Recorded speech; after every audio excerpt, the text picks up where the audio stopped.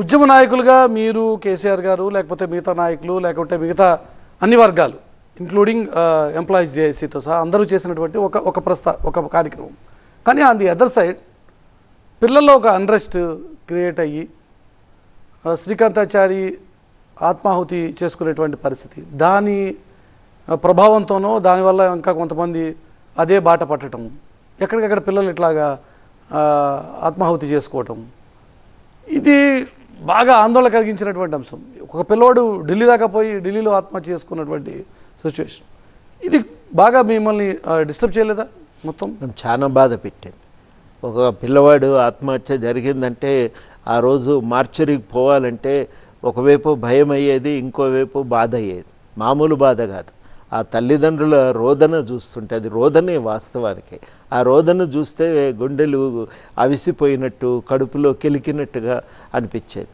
మళ్ళొక్కసారి పాడెలు మోసే పరిస్థితి రావద్దని ప్రతిసారి అనుకునేది, మొక్కుకునేది. అదొకటి ఉండేది. నిజానికి తల్లిదండ్రులు ఎక్కడ కోపడతారో అనేటువంటి అనుమానాలు ఉండేవి. కానీ ఎక్కడ అట్లాంటి వాళ్ళ నుంచి ఏమీ రాలేదు. బాధ వ్యక్తం చేసినరే తప్ప కానీ ఎవరిని నిందించలేదు. తమ పిల్లల త్యాగనిరతనే వాళ్ళు కొనియాడటం మొదలుపెట్టారు.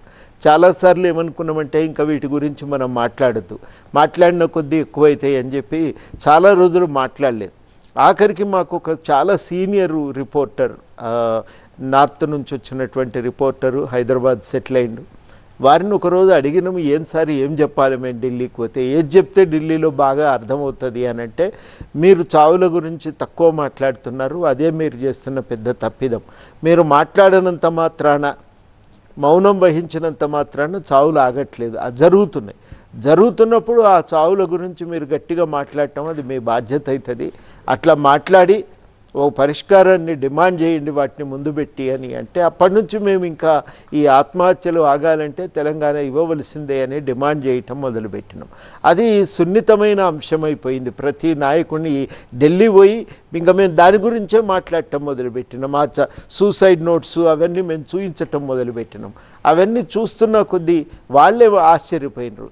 ఎవరి మీద హింస లేదు, తమ మీద తాము పెట్రోల్ పోసుకొని తగలబెట్టుకుంటున్నారు.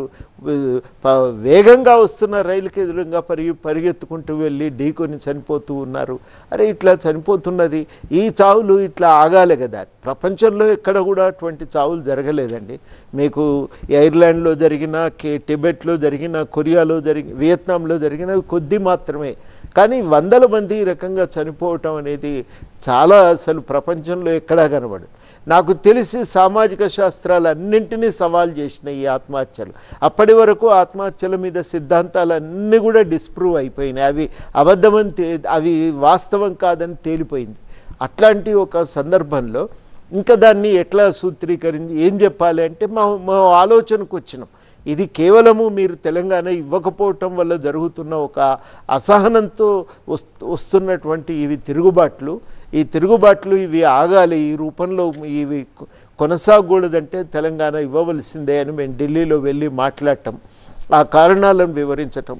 చాలామంది మాకు ఎన్సీపీ నాయకుడు త్రిపాఠి గారు ఉండే, జేఎన్యూలో మా బ్యాచ్మేట్, అన్నీ చెప్పిన తర్వాత విని అన్నాడు, మాకు ఇంత ఒక కోణం ఉంది ఈ మూమెంట్ కానీ మాకు తెలియదండి, తప్పకుండా మేము మీతో ఉంటాం, నేను కూడా మేధావులందరినీ పిలిచి మీతో ఒక సమావేశం ఏర్పాటు చేస్తాం, మీరు రావాలి, మాట్లాడాలి, ఇవన్నీ చెప్పాలి మాకు అని చెప్పి వారు మాట్లాడి, అప్పుడు మాకు అనిపించింది ఇంకా ఇది గట్టిగా మనం లేవనెత్తవలసిన విషయం, మాట్లాడవలసిన విషయం అని. ఆ సమయంలో యాదిరెడ్డి వెళ్ళి ఢిల్లీలో ఆత్మహత్య చేసుకోవటం, సుదీర్ఘమైన సూసైడ్ నోట్ రాసి దాన్ని సుష్మా స్వరాజ్ గారు పార్లమెంట్లో ప్రస్తావించటం, మొత్తానికి దాని తీవ్రత, ఉద్యమ తీవ్రత అనేది ప్రతి ఒక్కరికి అర్థమైంది. ఈ తీవ్రతను గమనించిన తర్వాత ఒక నిర్ణయం తీసుకోక తప్పని పరిస్థితి, అనివార్యత అనేది ఢిల్లీలో ఏర్పడ్డది. అప్పటి వరకు మాకు ఒక కాన్ఫిడెన్స్ లేదు. ఇవన్నీ జరిగిన తర్వాత సహాయ నిరాకరణ ఉద్యమం జరిగింది. సహాయ నిరాకరణ ఉద్యమంలో వేల మంది వచ్చిండ్రు. వేల మంది వస్తే తెల్లవారి అజిత్ సింగ్ గారు వచ్చిండ్రు హైదరాబాద్కి. వస్తే మేము అన్నాము, సార్ ఏమనుకుంటున్నారు మీరు ఢిల్లీలో, మా రాష్ట్రం ఇస్తారా ఇయర్ హైతకి అని అంటే, ఇన్ని ఆత్మహత్యలు జరిగినాక నిన్న మీరు సాగరహారం జరిపినాక తెలంగాణని ఇంకెవరు ఆపుతారండి, ఎవరు ఆపలేరు, అనుమానపడకు, మీ తెలంగాణ వచ్చి తీరుతుంది అని అన్నాక మొట్టమొదటిసారి నాకు ఒక భరోసా కలిగింది, ఇది వస్తుంది అని, ఏదో ఒక ఖచ్చితమైన బలమైన పునాది పడింది అని.